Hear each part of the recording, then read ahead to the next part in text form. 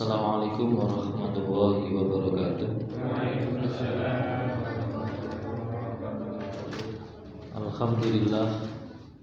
Alhamdulillahirabbil alamin. Wa bihi nasta'inu ala umuri dunya waddin. Wassalatu wassalamu ala Rasulillahil amin wa ala alihi wa ashabihi ajmain. Raditu billahi rabba wa bil islami dina wa bi Muhammadin nabiyya wa rasula. Rabbi zidni ilma warzuqni fahma. Allahumma sholli ala Muhammad wa ala alihi wa ashabihi ajmain, amma ba'du. Jamaah salat maghrib yang dirahmati Allah, senantiasa kita bersyukur kepada Allah dengan mengucapkan alhamdulillah. Sholawat dan salam kita ucapkan kepada Rasulullah SAW. Pada malam hari ini meneruskan tentang bab adab buang hajat. Bismillahirrahmanirrahim.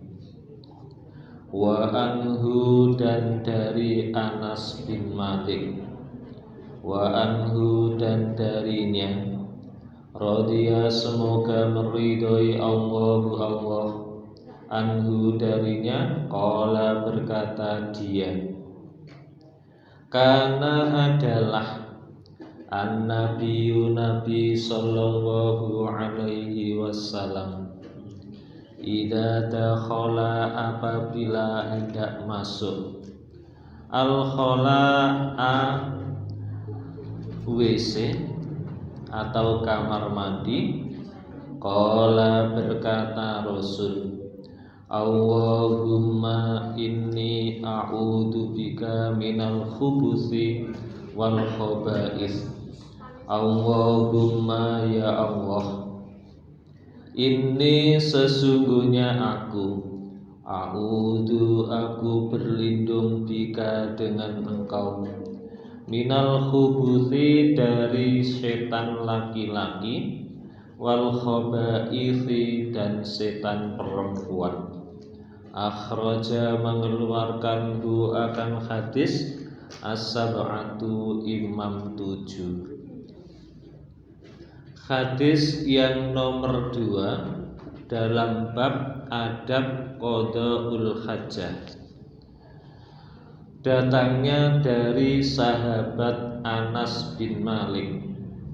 Dia berkata, kana Nabiyyu sallallahu alaihi wasallam idza dakhalal khula qala Allahumma inni a'udzu bika minal khubuthi wal khaba'ith.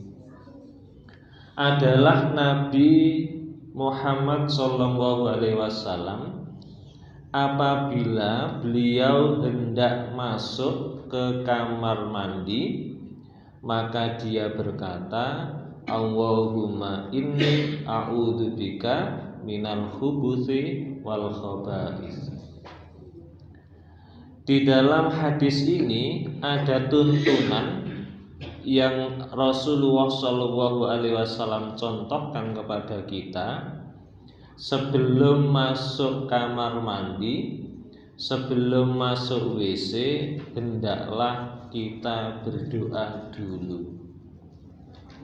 Jadi sebelum kita masuk kamar mandi atau WC, kita berdoa dengan doa yang insya Allah tidak asing lagi bagi kita. Karena doa ini sejak kita berada di bangku sekolah dasar sudah diajarkan oleh guru-guru kita. Nah, bagaimanakah cara masuk ke kamar mandi atau WC itu? Itu juga dicontohkan, dipraktekkan, diperintahkan oleh Rasul. Pertama, kita hendak masuk ke kamar mandi atau WC, berdoa. Setelah doa, ketika kita masuk, yang kita dahulukan adalah kaki kiri terlebih dahulu. Beda dengan kita masuk masjid. Masuk masjid kaki kanan terlebih dahulu. Kalau masuk WC atau kamar mandi, masuknya adalah kaki kiri terlebih dahulu. Di dalam hadis ini Rasulullah SAW juga memberikan petunjuk tentang cara berdoa. Cara berdoanya adalah bukan di dalam, tetapi adalah sebelum masuk. Sebelum masuk. Nah, bagaimana kalau kita buang hajat di tempat yang terbuka, di kali atau di laut atau di hutan? Nah, bagaimana doanya? Doanya adalah ketika kita melepas pakaian. Nah, sebelum melepas pakaian, lalu kemudian kita berdoa dengan doa ini. Jadi barangkali seumpama karena tidak ada tempat yang tertutup, lalu kemudian kita buang hajat, maka cara berdoanya adalah sebelum kita melepas baju kita atau celana kita. Yang berikutnya ada kalimat al-khubus yang berarti, yang bermakna adalah al-khabas, al-khabisa. Al-khabisa itu adalah perilaku yang jelek atau kotor. Kenapa? Karena memang di dalam kamar mandi atau WC itu sebenarnya adalah tempat yang kotor. Kita kencing di dalam kamar mandi, kita BAB di dalam kamar mandi, sehingga disebutkan di dalam doa ini adalah al-khaba'is. Al-khaba'is itu adalah sesuatu yang jijik, yang kotor, kejelekan-kejelekan, karena di tempat itulah kita membuang hajat. Oleh karena itu Rasulullah itu membenci berlama-lama di dalam kamar mandi atau WC. Jadi kalau di kamar mandi atau di WC seperlunya saja, jangan berlama-lama sampai kemudian bernyanyi, saking menghayatinya. Iya. Nah, tidak perlu berlama-lama karena memang itu adalah al-khaba'is, tempat yang kotor, tempat yang membuang kotoran tadi. Al-khabitha atau al-khaba'is itu juga adalah sesuatu yang najis. Sesuatu yang najis. Sehingga tidak boleh kita melaksanakan ibadah, khususnya adalah sholat kemudian di kamar mandi, tidak boleh. Di dalam riwayat yang lain ada tempat-tempat yang kita dilarang untuk melakukan sholat. Salah satunya adalah kita sholat di dalam kamar mandi, tidak boleh.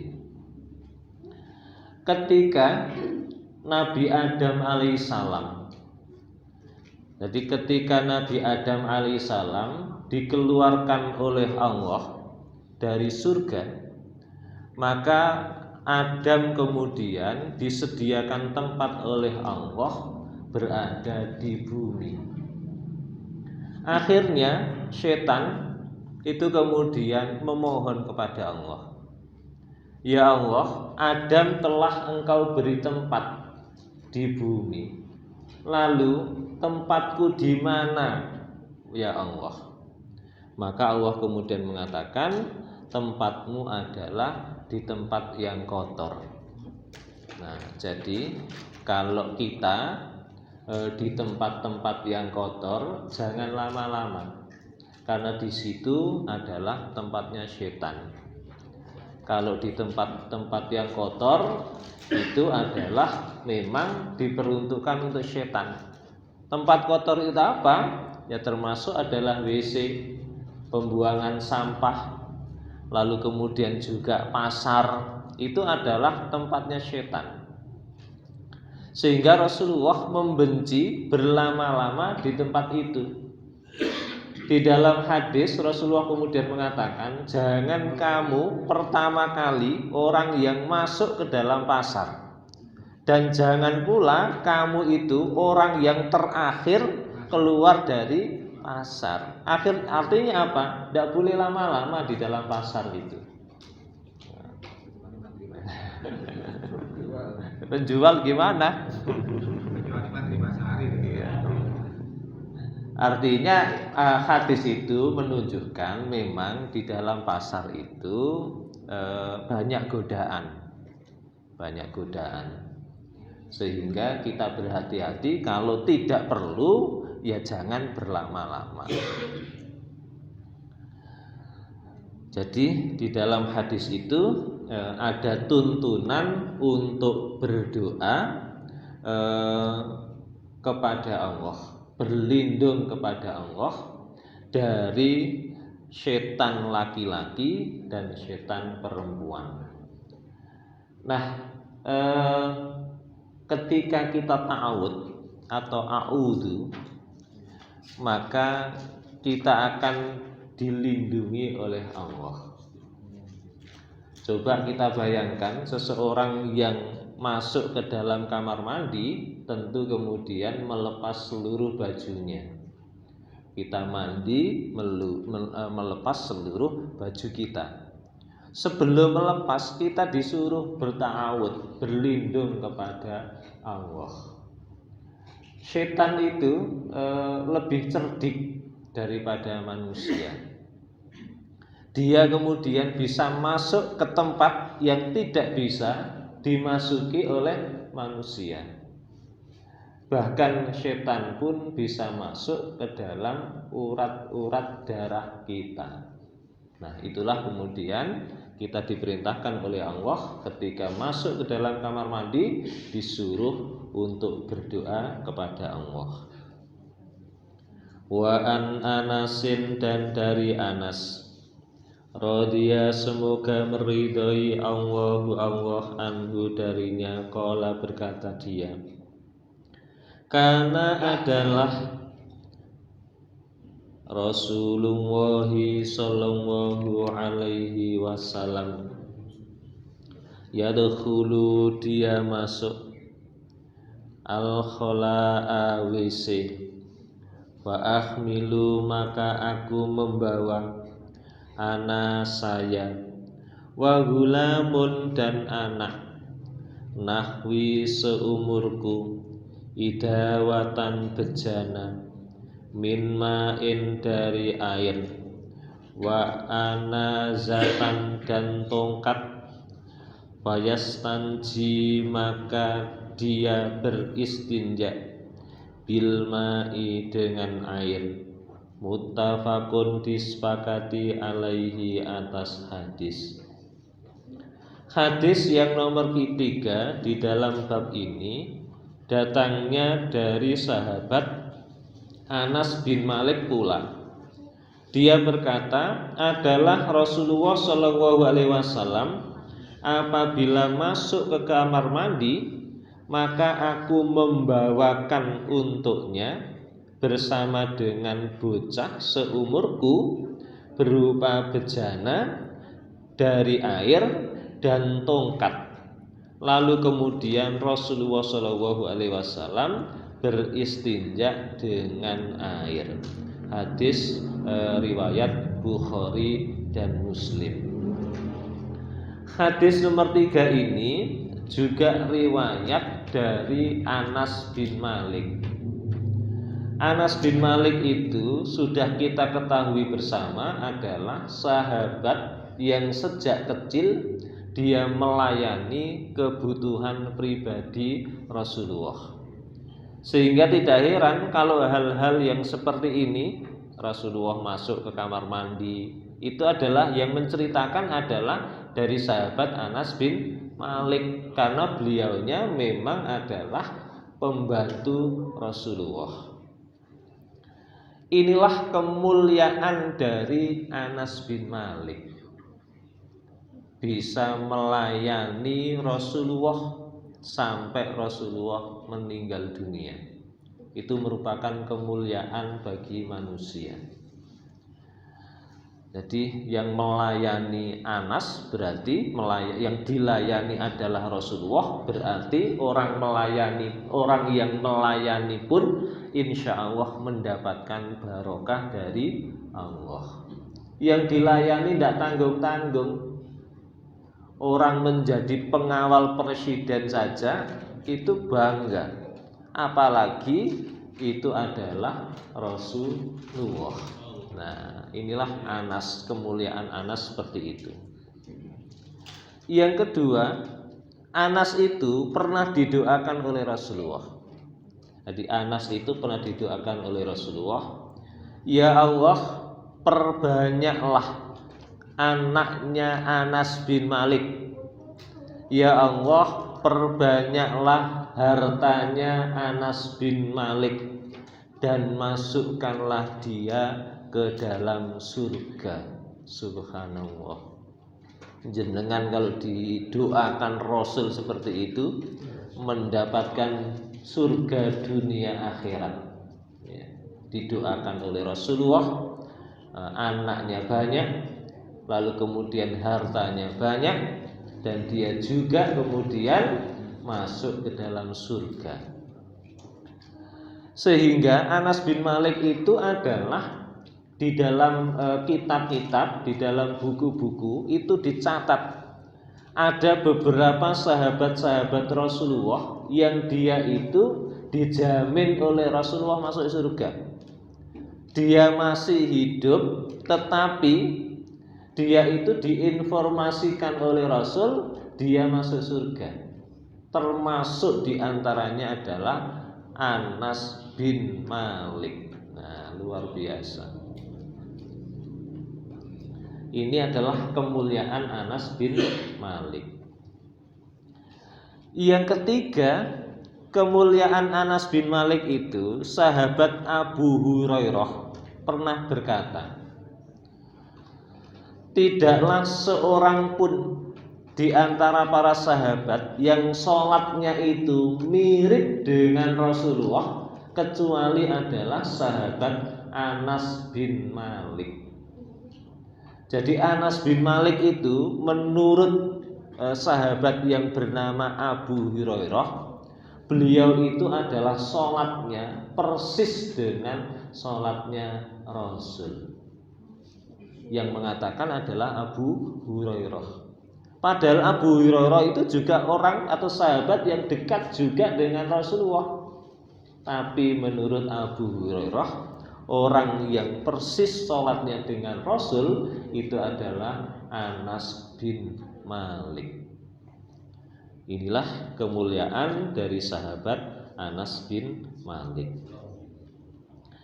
Di dalam hadis ini Rasulullah SAW disediakan ketika hendak buang hajat, maka Rasulullah kemudian disediakan atau dilayani oleh seorang sahabat yang bernama Anas. Melayani apa Anas itu? Anas itu membawakan air, seember air. Karena dulu memang orang memiliki kamar mandi itu kan sangat jarang sekali. Lebih-lebih di Jazirah Arab yang air juga sangat terbatas.